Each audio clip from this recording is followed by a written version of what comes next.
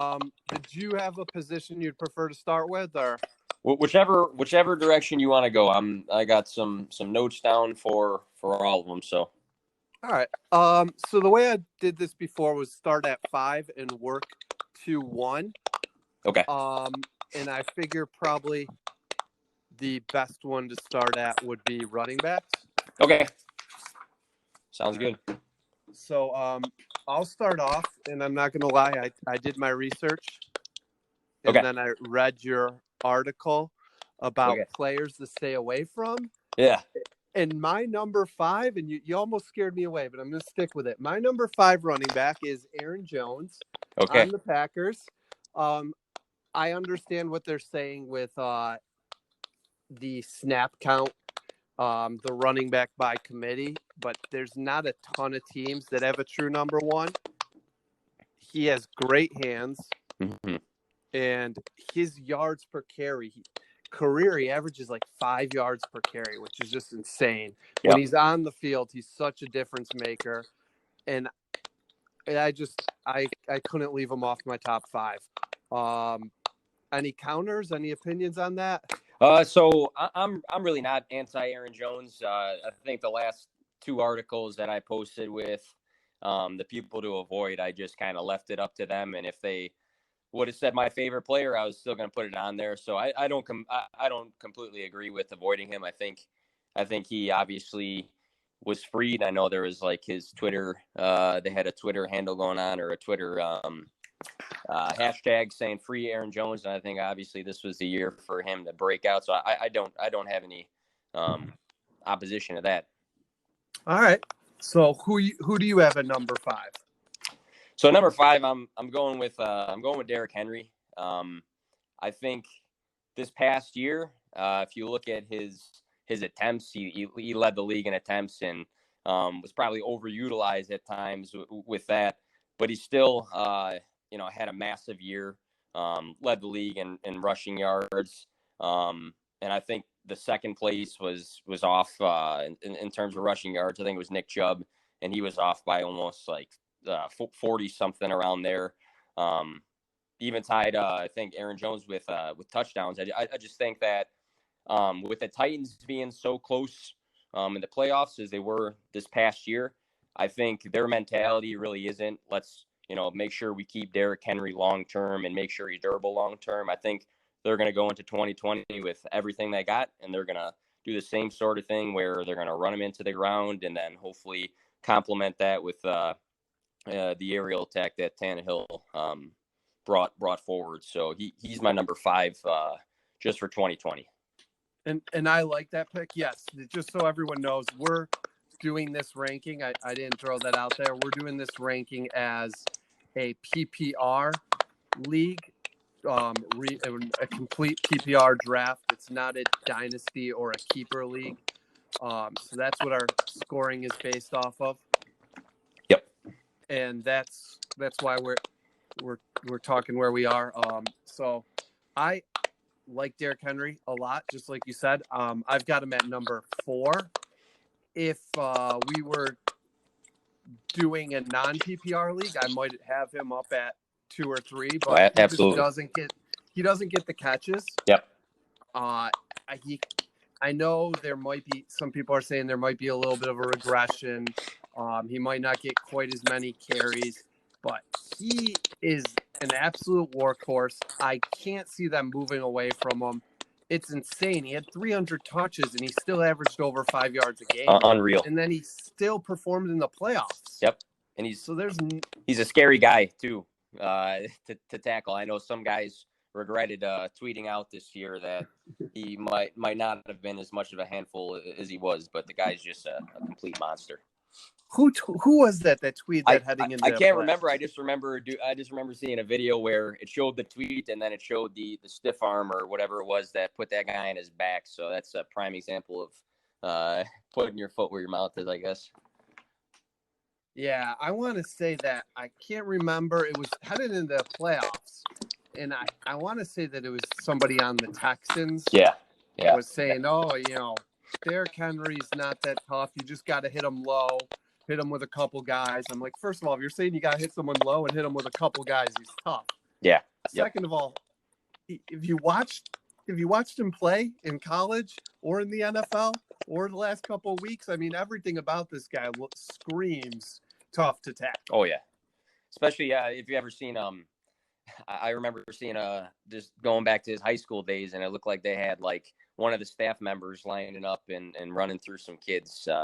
Guy's just been a monster, his whole life. So I'm glad he finally got the touches he deserved this year for a full season. Oh, 100%.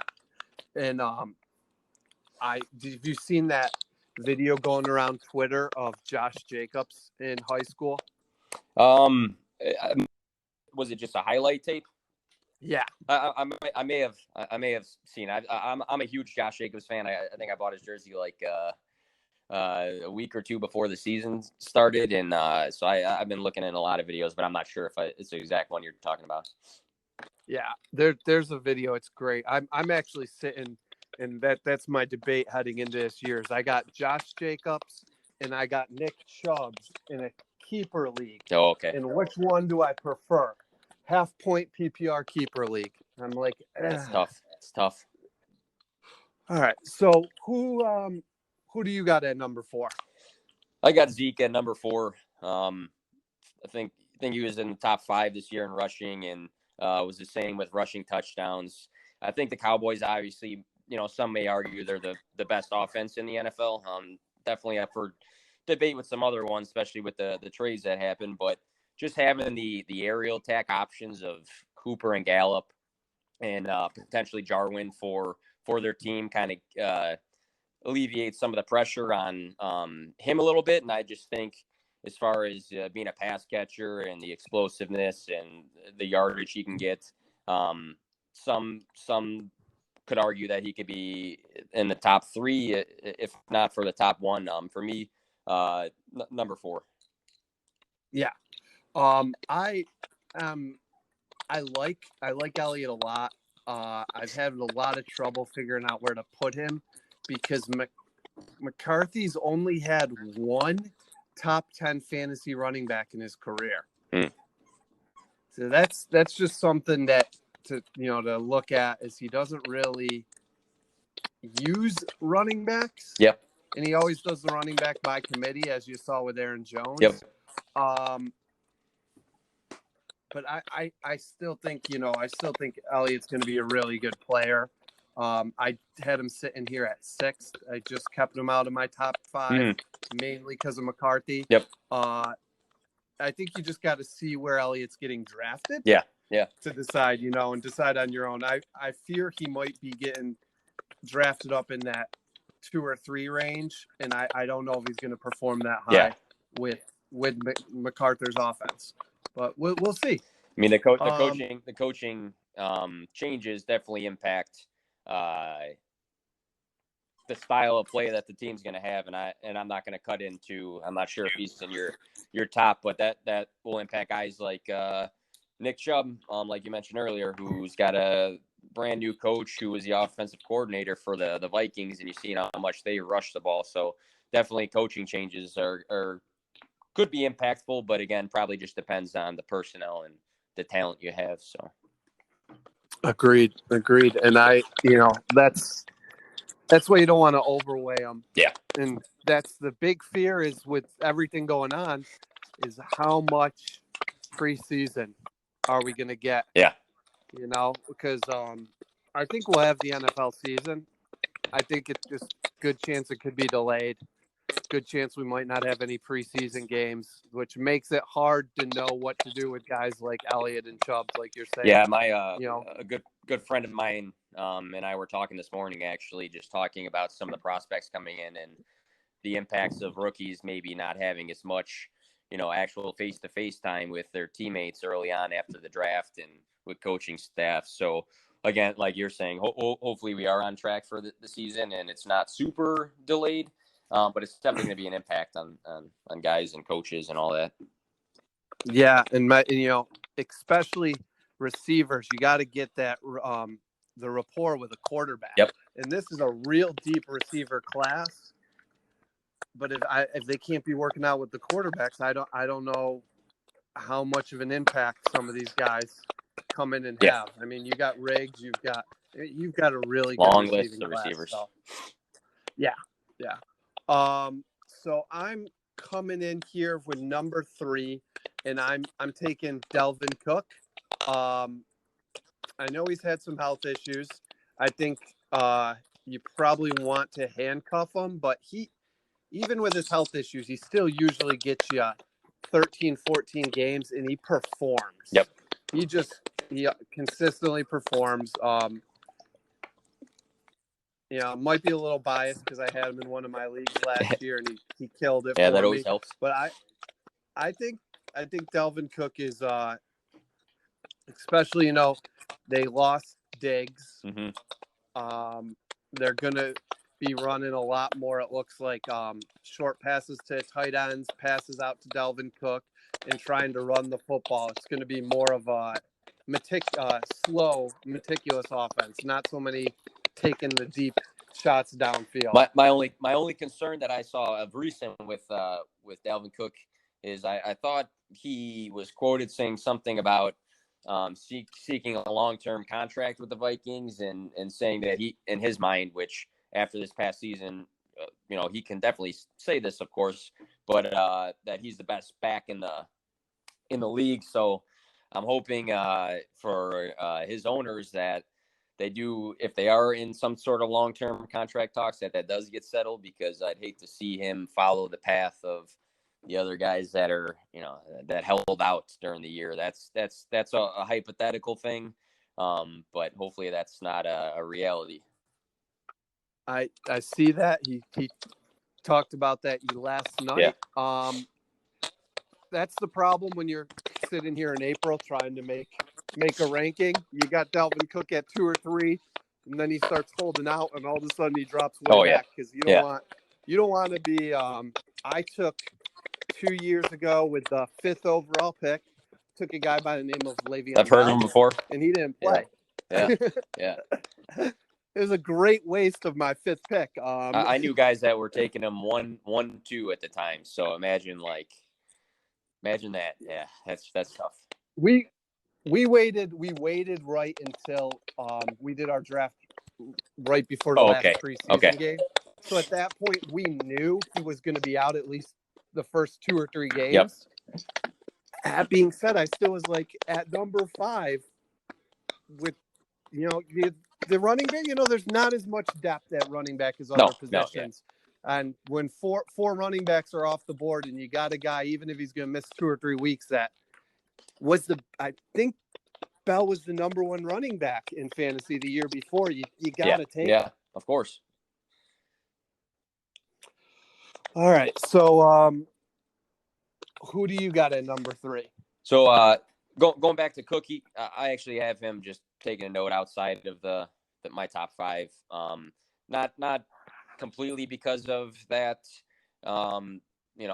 potential holdout idea, but I also think the Vikings might potentially use Madison just a little bit more maybe through the year, just to avoid a Cook injury, especially if they're eyeing the playoffs next year.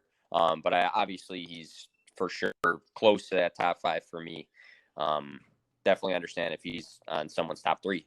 But for me, number 3, I got Saquon Barkley. Hoping for a full year of no injuries. He had that high ankle sprain and came back with a freakish timeline for that. The guy just elite at everything. He might be the best back talent wise in the league if you were to be completely unbiased about what sort of teammates are around the guy, and you just put running backs on any team in the league. I think Barkley, you could argue, is the most talented back, pass catcher, elite at everything, puts guys on the ground, just strong, fast, physical. I think he was still a top 20 guy in rushing yards and touchdowns, even after just playing the 13 games. I like the direction the Giants are going in terms of an offense. Daniel Jones may be picking his game up. Hopefully Shepard's healthy. Slayton, they got Golden Tate. Hopefully a healthy Ingram for at least a good portion of the year. So I think once again, like similar to what I said to Zeke, I think just having those pieces around you alleviates the box Barkley sort of mentality for the Giants. So I got him at 3. Yeah, I love that pick. I mean, he missed 3 games last year, essentially 4 if you look at, he didn't play a lot in the Tampa game. His yards per carry, if you look at the first couple of games and the last couple of games, are unbelievable. If you ignore the middle where he probably should not have been playing, he was absolutely killing it. I have him at number 2. Okay. I think he's going to stay relatively involved in the receiving game. I think the Giants are going to take a tackle in the first round, and it's a deep draft. I actually have been making the case. I'm a pretty big Giants fan, so there is some bias here too. I think that they should trade back from number 4. Okay. Because of the depth at tackle, and try to get a second first-round pick and draft 2 linemen. There's lots of depth at offensive line. They need a center. I can't remember the guy's name, but there's a center that's projected first round. There's 4 tackles projected in the first round. I think the Giants should trade back and get 2 offensive linemen. I think that a healthy offense, Shepard staying healthy, Slayton staying healthy, Ingram staying healthy, the Giants could really open things up for Barkley, not seeing 8 in the box every game. So I put Barkley at number 2. I think that we're in consensus there, so there's not really much more to talk about. Who do you got at number 2? So this is my I wrote an article about this recently, and this is my hot take. But I am taking Austin Eckler at number 2, which is when you talk about a hot take, in my eyes, I mean, Austin Eckler last season was RB4.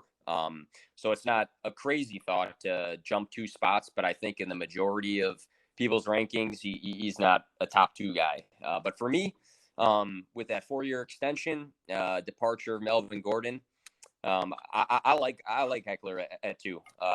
Weeks 1 through 4, before Melvin Gordon came back, he was RB2 behind Christian McCaffrey, and again finished at 4. The pass catching ability is unbelievable. I think Pro Football Focus did a bunch of grading and ratings, and he was the top guy or the second guy in terms of being a pass catching back. The 92 catches for 993 receiving yards was unreal. I mean, we'll talk later about a different guy who had some crazy pass catching ability. But the thing that stands out to me the most about Eckler is finishing RB4. Again, it's a PPR league, but with only 138 carries. We talked about Derrick Henry earlier. Derrick Henry carried the ball 303 times. So to have the RB4 only carry the ball 138 times and potentially be their number 1 guy for the 3 downs is, and he was quoted after getting that extension, just kind of talking about how he really thinks his role is going to expand. And I know they have Justin Jackson still, and I'm not sure if they're going to make any more running back related moves, but if his carries increases, maybe not doubles like some of the other running back stats, but if his carries has a good jump from 138 and he still is involved in that passing game with a new quarterback potentially, I don't see any reason why Eckler cannot be RB2. Yeah. I don't have him at 2, but I read your article and I did a little research, and I love the take.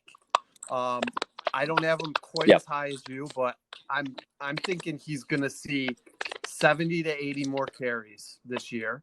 You're going to be seeing, he was averaging 14 carries before Melvin Gordon came in. If he averages 14 carries again, that's trying to do the math real quick in my had that. I'm going to have to pull out a calculator, but 14 times 16 is a big jump from what he had at 100.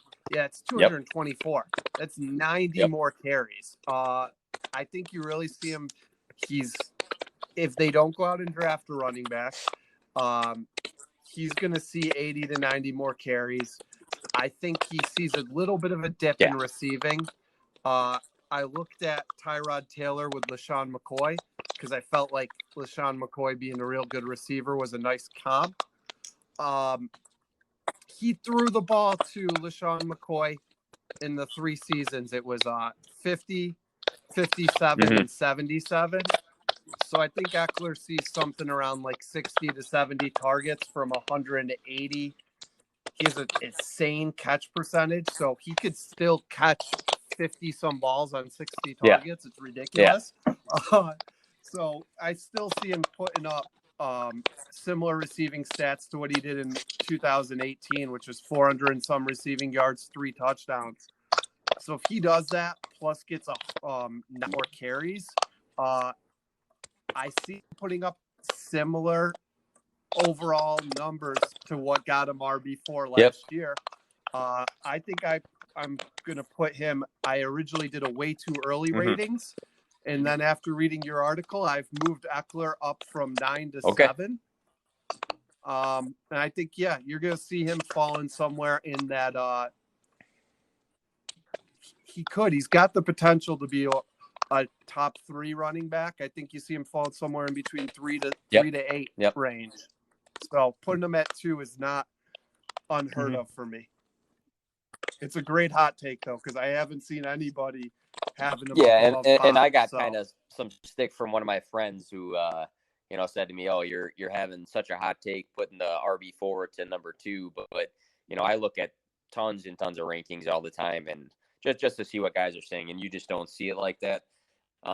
Could I see him not being there? Sure. I don't know how their offense is going to operate. Who's going to be the quarterback? Be Tyrod, or they're going to draft somebody. I don't know if they're going to add another running back. But just looking at last year and the potential for this year, it's nothing crazy with that. So. I've heard rumors that Newton could be their quarterback. Can you say that again? I heard rumors that there's a chance Newton might be the Chargers quarterback. I don't know. I think I see Herbert more. The main reason I heard that he hasn't been looked at more is because you can't do the physicals right now. That's true, and that's a big thing with him coming off the injury. All right, so I'm going to unveil my number 1. I don't even know if I'm going to need to talk about it. I'm 100% positive you have the same guy. I mean, Christian McCaffrey. He's pretty good. Does anything more need to be said? I don't think he has the season he had last year, just because that was literally one of the best fantasy football seasons of all time. I've got the list here. He outscored the second place running back in PPR leagues by 157 points. Insane. It's utterly stupid. I don't think he does quite as good, but Teddy Bridgewater is known to dump down, so I think he still gets a lot of receptions.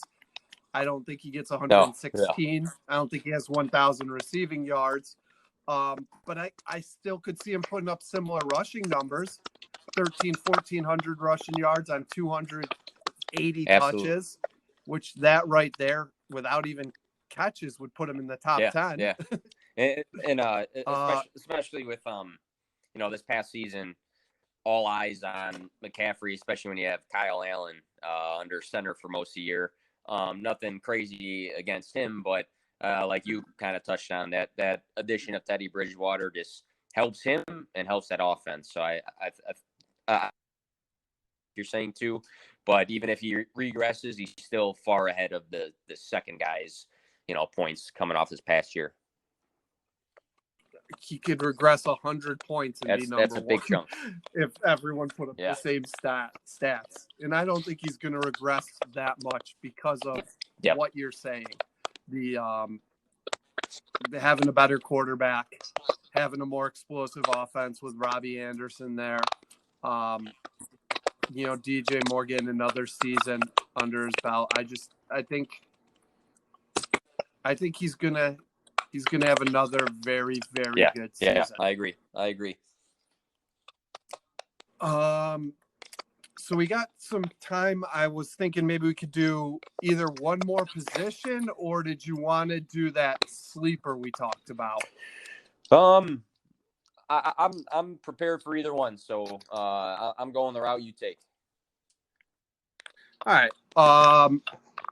How much time do you have left? I don't have a time limit. No rush for anything. So if you wanted to do one more position and that, I have plenty of time. Up to you. Yeah, let's go through receivers real quick. And then I'm probably going to have to end there, and maybe I can have you back. We could finish the rest of the positions. Just because I'm probably going to have to go. I'm not going to I have to have dinner at some point here, and I'm holding up my wife. Yeah, you don't want to get in trouble there. So I will. I'll start with receivers.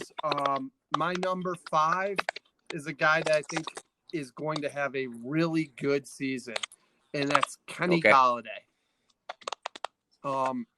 Stafford missed games. He missed games. Marvin Jones missed games, and he didn't miss any games this year. I'm sorry, I'm mixing it up with last year, and he still had a very good season, over 1,100 yards. He's young. He's talented. I think he takes that next step and moves up to that top 5. I completely agree with you to the extent that I'm going to one-up you with that, and I actually have him as my 4 for the year. My top 3 are pretty obvious guys. My 4 and my 5 are guys that are probably not as obvious, but I love the Kenny Golladay take. I think I saw a stat earlier. He was like second in total 20-plus yard receiving plays. So he's a big play waiting to happen, especially like you said, coming off a year where I think he only had Stafford for 8 games. So that took away a lot from his ceiling, I think. And I think he led the league in touchdowns. He was up there. If he didn't lead it, he was definitely up there. I'm got it in front of me. Let me filter. He did. So having a season without your true quarterback, and then Driscoll, and I can't think of the other backup who was there, but they had some good games, here and there. But Stafford, I think, is a little bit slept on as a quarterback when he's healthy, and I just think if he's good to go at 100% for this next season, Kenny Galladay's ceiling is very, very high, especially if he led the league in touchdowns, which is insane to me. So he was my 4 guy. I don't even want to talk about Stafford. I packaged a trade. I was killing it in my one league, but my quarterbacks were terrible. It's a keeper league, so I traded my 3rd round pick this year for Matthew Stafford because I was in 2nd place and I had been just picking up quarterbacks off waivers all week. All year, I mean. And 2 days later, I find out that he's not playing. That's rough. So I'm very upset. It's going to really hurt me. I ended up losing in the 1st round. I'm sure you were having flashbacks to that trade then, even if it wasn't directly correlated to the loss. Oh yeah, it was pretty correlated. I mean, when you're starting guys like Daniel Jones and Sam Darnold and whoever else you can pick up off waivers because your quarterback is not playing. And I don't know about you. I don't take quarterbacks early often. I feel like it's better to load up at other positions. Yeah, it just depends. It depends on your league, I guess. My one, I'm in 2 just straight up dynasty leagues, but one of them's your standard 1 quarterback. The other one's got the OP position. So, it depends on that. But in a standard league, probably not super early unless, maybe you're at that 10th spot or 12th spot at the end of the, draft order and you want to go for one of the top 2 guys or something. But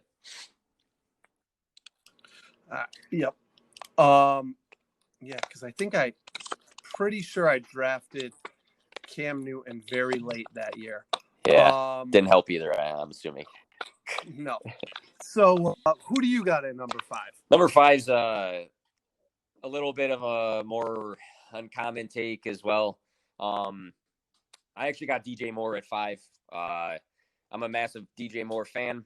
I think his potential and his ceiling, especially in like dynasties, is very high. But I think in 2020, after coming off of a wide receiver 16 year with Kyle Allen, kind of a rougher year as a Panthers team, I think adding Teddy Bridgewater is going to be a massive help for him. I even think the signing of Anderson and sharing targets with him and Curtis Samuel, I think it helps him because you're going to have more guys to pay attention to on the field now in comparison to last year. And now when you have a quarterback that can actually throw the ball, I know Teddy's not a deep ball specialist necessarily, but I think the reception count for DJ is going to be a lot higher in comparison to when they had most of the offense running through McCaffrey and that sort of game. I think the touchdowns go up for him. He was now 9th in receiving yards, so I think that improves too. I'm just a big DJ Moore fan, and I think his ceiling's high. I think it was Steve Smith. Is that the old wide receiver for the Panthers? Oh, yeah. I remember seeing it. He was unreal. unreal. Well, I remember seeing a video of him pulling up his phone and showing Cam his fantasy team, and he said, should I start DJ Moore? I don't know if he's a real wide receiver yet. I think that was in like preseason, and he was just kind of giving him, some stick a little bit. But I see DJ Moore improving, and I think he can have the potential to be a top 5 guy. I think DJ Moore improves, definitely. I don't know if I put him up to top 5. I mean, he had no quarterback last year. And I'm pulling it up right now. He had no quarterback. His yards per catch were lower than a lot of people. His yards per target were less than 9, which is pretty bad. He didn't have a lot of touchdowns. So, yeah, he's definitely going to take a big step. He finished 16. He's going to be a top 10 receiver without a doubt. I don't know if I put him up in the top 5 quite yet. I mean, in the dynasty, probably because he's 22. Yeah. And he's 22 and he performs. In your standard redraft league, I don't have him quite as high as you do, but he's definitely going to take that next step and move up quite a few spots. Yeah, I think so. It's again, kind of a long shot take, but I kind of like to take those with some things instead of just going the obvious route. But I could see him being 5, and like you're saying, I could see him being more of a 10, 11, guy. I kind of juggled my 5, and I don't want to talk too much about any of these guys in case they're on yours, but I juggle my 5 between him, Hopkins, and Amari Cooper. I actually don't have either one of those in my top 5, but that's what I kind of came up with. But yeah, that's it. That's it for DJ. So it's funny because one of the guys that you juggled, Hopkins, is my number 4. This might be the best quarterback Hopkins ever had. I mean, he puts up numbers with no quarterbacks for years, with the quarterback carousel at the Texans. And then they finally got Deshaun Watson. He put up numbers with Deshaun Watson. He creates separation better than almost anyone in the league. He's got, I think, the second best hands in the league behind Michael Thomas. And he's going to finally have better receivers around him. I mean, he's going to be working with Larry Fitzgerald, the hardest working guy in the NFL. A guy I just tweeted about a couple, I think it was maybe even today or the other day. He doesn't get talked about enough, Larry Fitzgerald. He has more tackles than drops in his career. Yep, Hall of Famer. Unreal. If he had a good quarterback, he throughout his career, he'd be up in the conversations with Randy Moss and Jerry Rice and stuff. But we're not talking about Larry Fitzgerald. I just think working with Larry Fitzgerald is going to help Hopkins, who's already a hard worker. I think having Kyler Murray being in a run and gun offense, I think he's going to improve from a solid season last year, which is not common. Lots of times when receivers switch, they have 1 year of getting to know their new team. But he's done it with multiple quarterbacks. So I don't fear that he's going to have that getting to know time. So that's why I put him at number 4. I mean, Hopkins, I saw the video before where I think one of the wide receiver coaches, it might have been with the Cardinals. It was during a game, came up to him and he said, "Hey, you're the best in the game." And Hopkins looked back at him and just said, I know. And I think you can argue from a talent perspective, could he be the best in the game? I'm not personally going to say yes, but I think that the hands and just like you said, the route running, the separation, he'd probably be my 6 right now, if not pushing for the 5. But in that new offense, I think Kyler Murray is a good quarterback. He's got some good weapons now. I kind of, if I was running a team, I'd probably prefer the Watson Hopkins over Kyler. But that can obviously change just, judging a rookie off his season, even though he had an elite season. Yeah, and it's tough because, everyone thought Baker Mayfield getting Odell was going to take the next step, and you saw what happened. Yeah. But the Cardinals aren't giving up linemen. No. That was the big problem with the Browns is they forgot that you still need an offensive line to play football. Yep. That's true. And that's what. So we already know your number 4. It was Galladay. Do you want to do your number 3 then, and we'll switch it up, and then I'll do my number 3. So I'm just not talking. Yeah, that's fine. Talking a little bit back about your guy Larry Fitzgerald. He's not my 3. Don't want to scare you with that, but I remember seeing another video where Larry Fitzgerald was talking about a wide receiver to Christian Kirk, and he said, "Hey, that's the best guy in the game. There are no flaws in this man's game." And he was pointing over at Julio Jones, and I know Julio Jones is not the 22-year-old that we talked about earlier in terms of age. He's 31 right now, but I think 2020 he's still going to be a top 3 wide receiver. He was wide receiver 3 this year. I think it was 2nd in yards for wide receivers and 3rd in those big 20-plus yard receiving plays. I know Calvin Ridley is a great young talent too on that team. It'll be interesting to see if Hayden Hurst will take over what Hooper was doing over there or not. But I still think that just looking at straight talent and consistency through the years, Julio Jones just screams both of those things. So I think we're going to eventually see the regression of Julio, but I don't think it's next year. I think he's still what Larry Fitzgerald said, just an elite talent, and that's from a Hall of Famer saying that. So I got Julio Jones at 3. I love the pick. I think Julio Jones is positioned to have another great season. I think the the Falcons offense, mixing up my birds, is going to have a great season if Todd Gurley stays healthy, because the last time they had good running backs, they went to a Super Bowl. And Matt Ryan loves to pass to his running backs. And they're in a division where every week's going to be a shootout, because I feel like arguably 3 of the top 5 offenses in the NFL are in that division. And the Saints, the Falcons, and the Saints, the Falcons, and the Bucks. So I'm not going to release where I have Julio at because he's not my number 3, but you can probably guess from that. Right.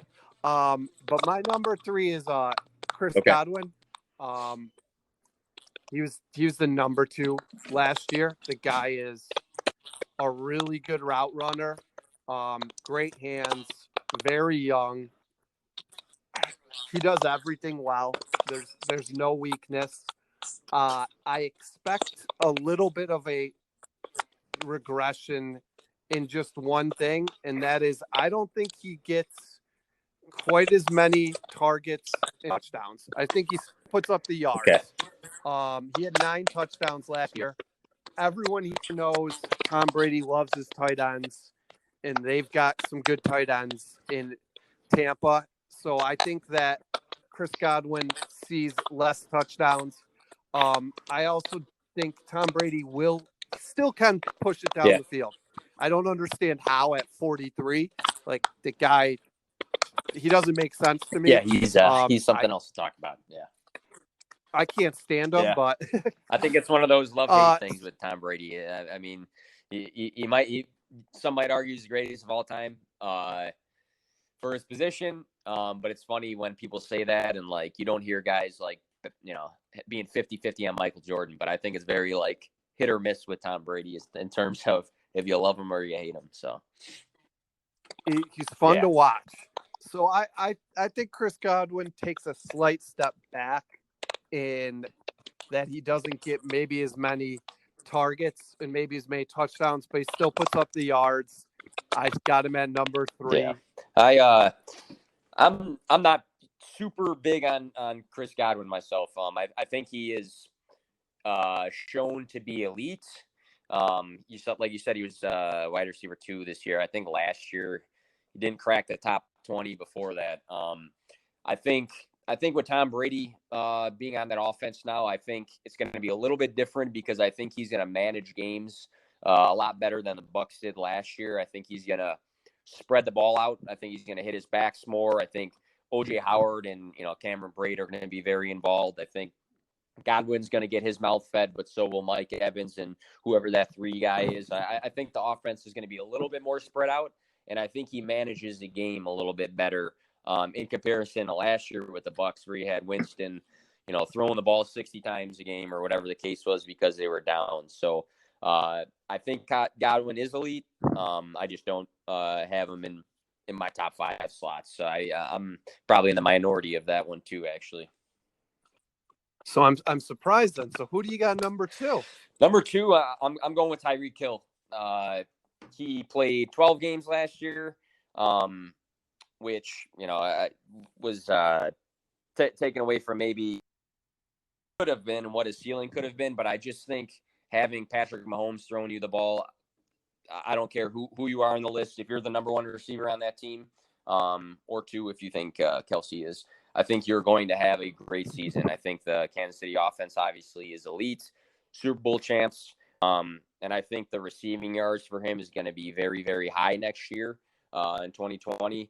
And I think the connection between him and Mahomes, just like it is with Mahomes and Kelsey, is very good. And I could see Kansas make a statement saying that we want to repeat and kind of go on that dynasty run like the Patriots did. So I think Tyreek Hill is a big piece of it. And with having arguably the most talented quarterback in the league throwing you the ball on a team that wants to throw the ball, his value is going to be pretty high for me. I'm not a fan of Tyreek Hill myself, but I can see him being number 2 next year. Can't argue anything you're saying. I got Hill sitting at 6 on my more expanded rankings. He's freakishly fast. And I always say with receivers, unless you're very, very elite, like some of like Larry Fitzgerald for years, like we were talking about, Hopkins, a lot of it comes down to the team around you. And he's got the best quarterback in the NFL throwing him the ball. So I don't disagree with that at all. He had a bit of an off year last year, largely because of injuries. So I think he bounces back quite a bit. So yeah, putting him in there at number 2 isn't unheard of. My number 2, as I'm sure you've probably predicted off what I've been saying, is Julio. I think the Falcons offense is better. I know Ridley is going to steal some targets, but he's also going to make it harder for Julio to get double teamed. And Julio put up numbers when Roddy White was really good, and Julio was the number 2 receiver. So I'm not worried about Julio catching the football. And in fact, if he gets 10 or 20 less targets, but 30 or 40 more targets not being double teamed, I think he puts up more catches because he's constantly doubled, and you can't, I think with the offense that they're putting around, Gurley can catch out of the backfield. I like Hayden Hurst. I don't think he's quite as good as Hooper, but I think he'll do well. And I think Ridley is going to take that next step.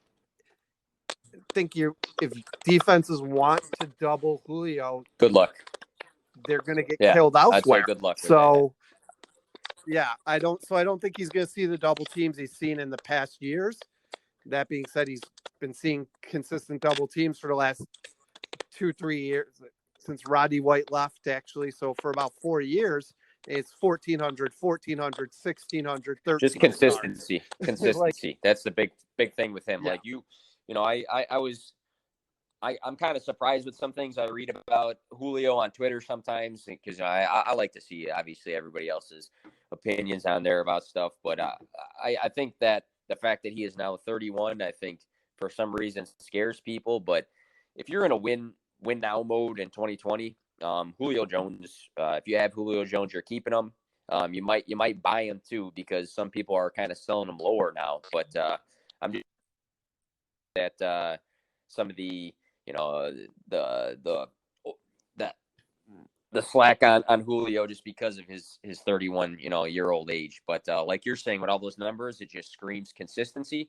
And he's a guy that's going to never hurt your fantasy team if he's healthy. So, well, at 6'3", 222,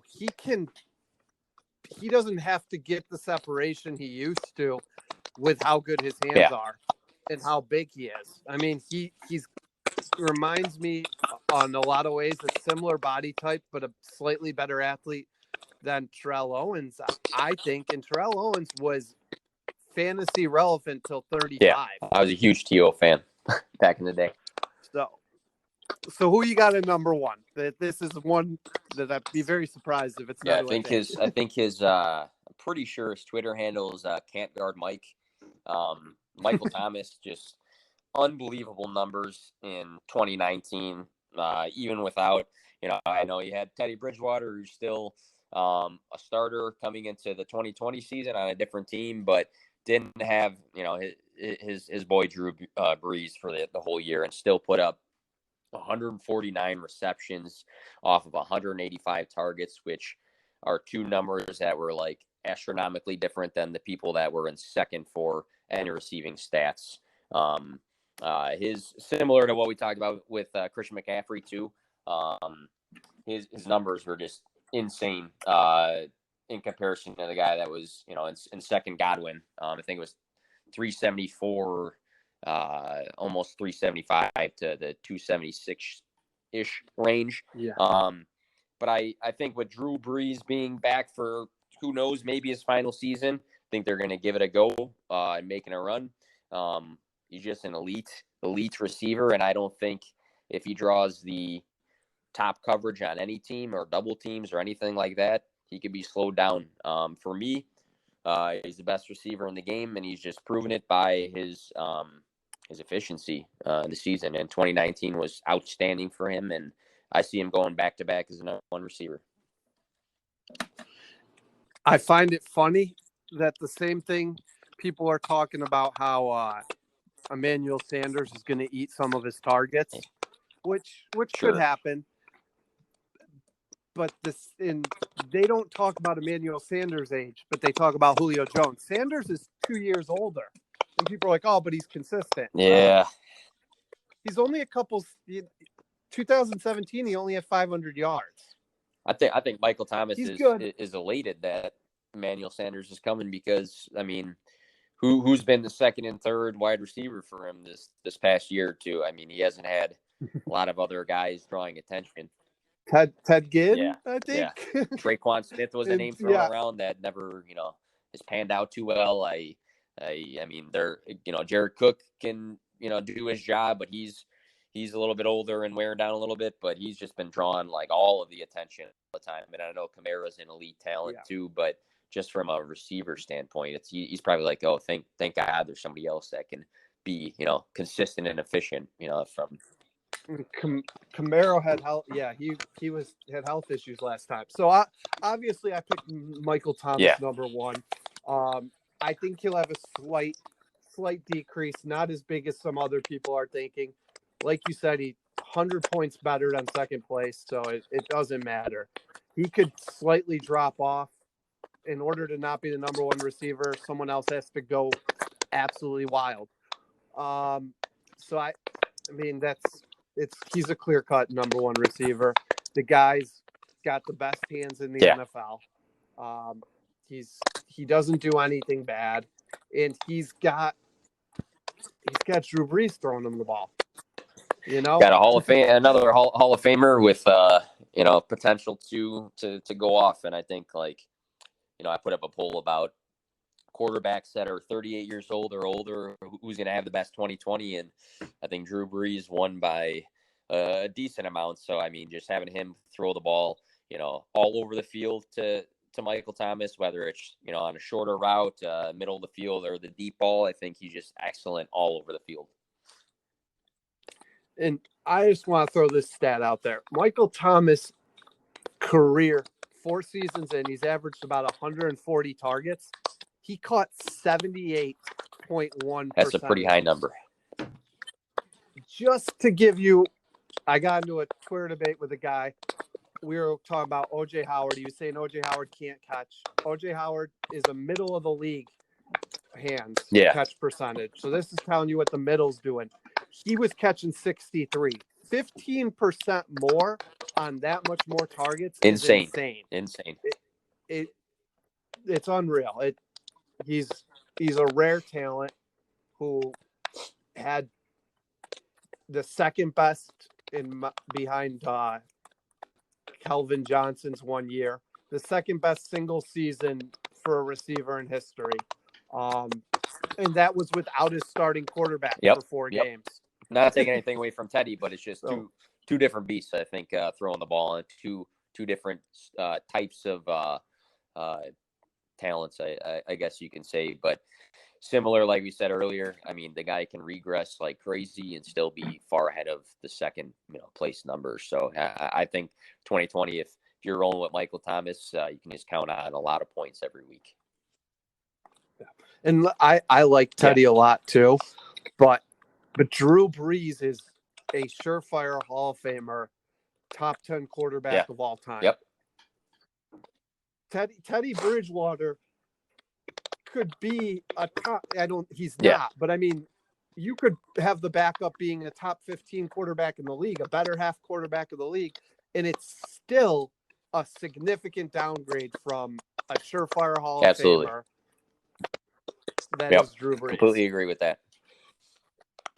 All right. Well, I'm going to give my sign off. I did notice we didn't do great intros because we had a little technical difficulty where I got dropped off. So I do want to throw some humble brags here for Nick. He's with Nick at Play to Win. He's got a very active Twitter and a really good blog. He has some guest right for him. Someday I'll gain enough followers and enough attention where he'll ask me to write a little guest article.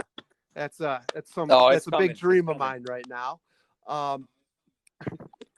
But if you want to check it out, his Twitter is great. It's Play to Win, and you give the website name. So let me just pull it up in front of me. My Twitter handle is just P2W Fantasy, and the website is playtowinfantasy.wordpress.com. Like you said, Dan, just trying to post as many articles as possible.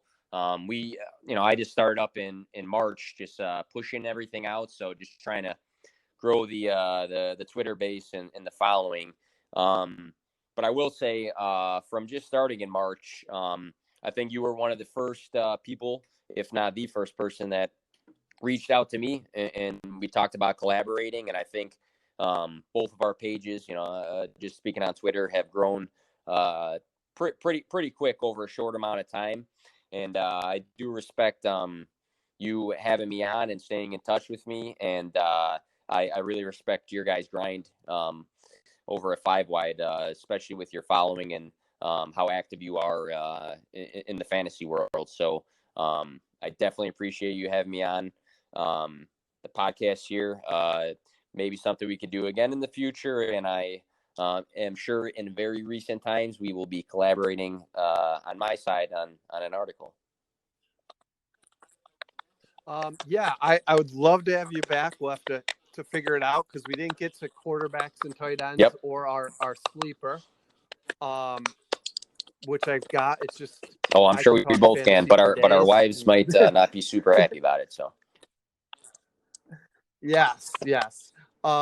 So I'm just going to give my information real quick. I've got a Twitter. Like Nick said, he started in March and he's already got almost 400 followers. I started a month before in February. It's me and a couple of my friends, some of them from college, some of them from home. We got just under 500 followers, so we're both growing pretty quick. You can also find me at 5wide.com, and if you're listening to this, you know you can find me at YouTube, 5Wide Football. And so I think that's going to be, I got to figure out a better outro, but I think that is the end of it. I'm going to do a little editing for this, Nick, and I'll have this probably up. Sounds good. And thank you Sunday. again for having me on, and look forward to working with you guys through the future. All right. Thanks for coming on. Yeah. We All right. I had a very good time. So bye.